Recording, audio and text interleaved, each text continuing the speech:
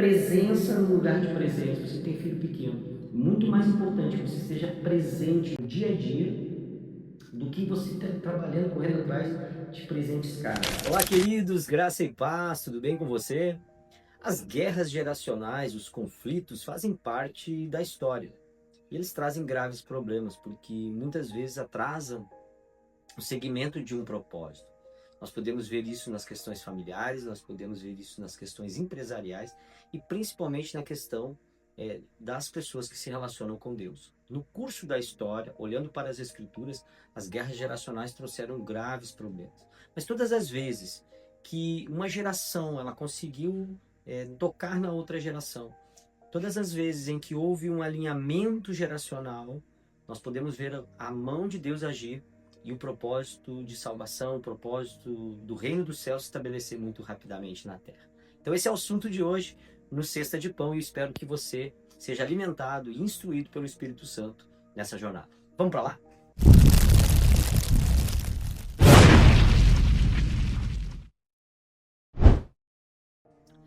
Então vamos lá, pessoal. Vamos usar as Escrituras como pano principal, o fundo principal para essa nossa conversa.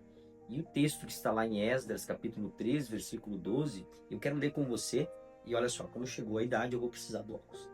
Versículo 12 diz assim: Todavia muitos dos sacerdotes e levitas e chefes dos pais, que eram anciãos, que haviam visto a primeira casa, quando o fundamento desta casa foi lançado diante de seus olhos, choraram em altas vozes, e muitos gritaram de alegria, de modo que o povo não conseguia discernir o barulho do grito de alegria do barulho do choro do povo, porque o povo gritava com um brado e o barulho era alto. Bom, deixa eu tentar trazer aqui um contexto rápido.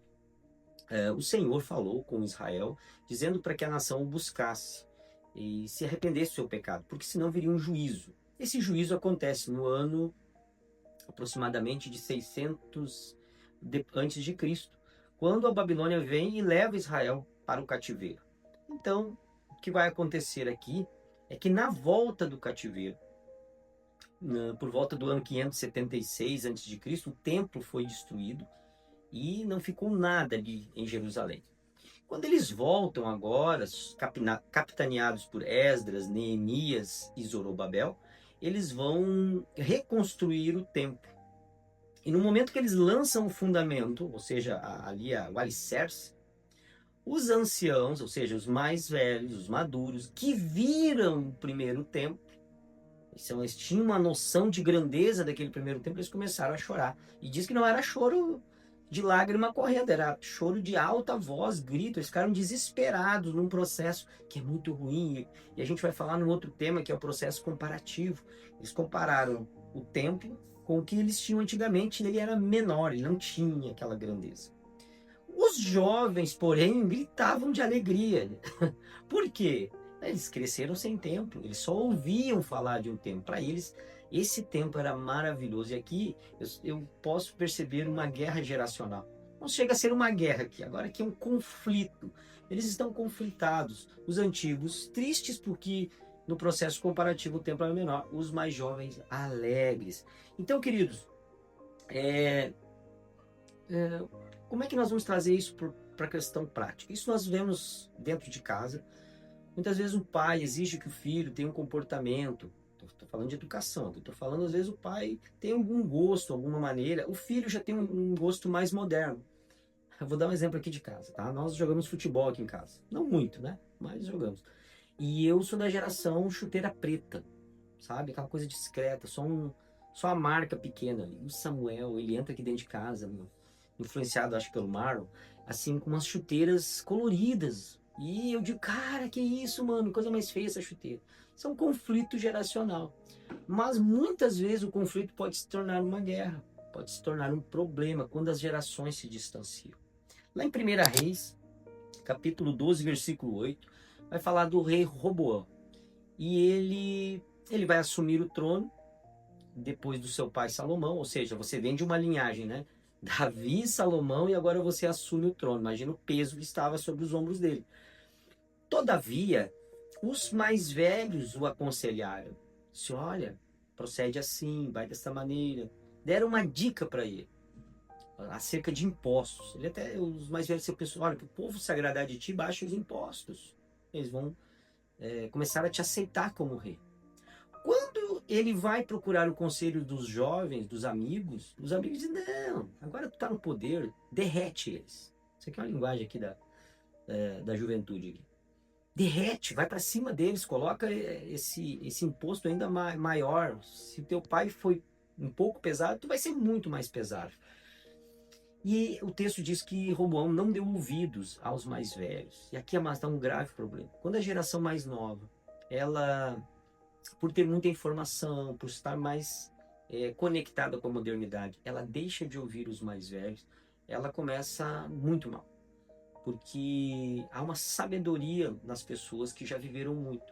Eu costumo dizer, aconselhar um jovem, quando ele, mesmo que ele tenha uma formação de faculdade, que ele tenha domínio de uma língua estrangeira, mesmo que ele tenha ainda, sobre tudo isso, ainda um conhecimento tecnológico muito alto. Quando ele sentar a uma mesa que tenham pessoas maduras, seria muito importante que ele escute.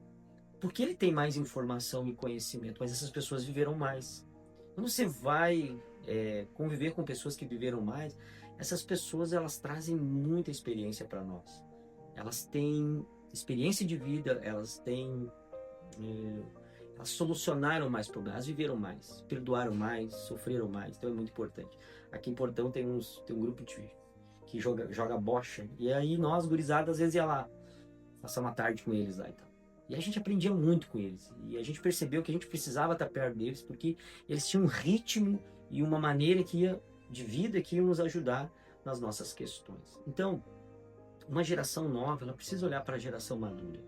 Se ela olhar para a geração madura e tratar de descartá-los, isso vai começar muito mal a sua trajetória de vida. Agora vamos para o outro lado. Lá em 1 Reis 13, versículo 11, vai contar a história do profeta velho que matou o profeta novo. O profeta novo recebeu a missão de Deus e fez tudo conforme Deus tinha mandado. E Deus disse assim para ele, você não para em lugar nenhum, você volta para cá, faz a completa missão e volta embora. E ele realmente, o rei tentou segurar ele não quis. Todas as vezes que tentaram segurá-lo, ele disse, não posso, Deus mandou eu voltar para cá. Quando o profeta velho, aqui o profeta velho não é só que é uma questão cronológica, às vezes o cara é novo de idade e já perdeu o contato. Esse profeta, ele estava assim, ó, ele tinha perdido a conexão. Ou seja, ele se isolou, ele perdeu a essência do seu chamado, ele não deu continuidade, ele se estabilizou e não teve crescimento. E quando ele vê a nova geração se movendo, a nova geração agindo, bate um certo, não, mas eu vou retomar e tal. E quando ele chama o rapaz, o jovem profeta, o jovem diz, não posso ir. Deus mandou fazer e voltar. E ele diz assim, não, mas eu sou profeta que nem tu. E ele vai mentir pro rapaz. Ele vai dizer assim, não, Deus falou comigo, vem aqui. O resultado disso gerou uma desobediência e a morte do profeta jovem. E aí a gente olha para a nova geração, para agora, e diz assim, onde é que está o problema? Quando uma geração que já serviu muito a Deus, vê uma nova geração surgindo, ela não pode ter ciúme, ela não pode achar que ela é um produto descartável e ela tentar abortar a missão dentro da nova geração. Não existe isso. Existe o quê? Uma troca de bastão. Eu gosto muito de dar esse exemplo, já usei em muitas pregações. Uma corrida com bastão, ou seja, há uma equipe que vai vencer. E há um propósito na entrega do bastão. Não adianta alguém querer correr sozinho, não vai conseguir. Então existe uma ação de Deus dentro de gerações. E um problema para a geração madura, eu vejo isso bastante muitas vezes. Então assim, às vezes as pessoas, poxa, esse cara vai pregar mais que eu. Olha, essa nova geração vai cantar mais que eu, vai atingir um público maior. Eu digo para você que isso é uma grande bobagem. Porque o grande êxito de um ministro de Deus na terra é com que ele prepare uma geração melhor que a dele. Então, seguindo aqui a nossa linha de pensamento, vamos valorizar, olha a importância dos homens, das mulheres maduras. Provérbios 16 vai dizer assim, cabelo grisalho é coroa de esplendor. Então, amados, todas as vezes que eu preciso tomar uma decisão aqui no ministério, que são decisões impactantes na questão estrutural, na questão, por exemplo, de expansão do prédio, coisas que precisam, eu sempre recorro aos cabelos brancos. Recorra aos homens maduros, homens que já negociaram, que já vivenciaram.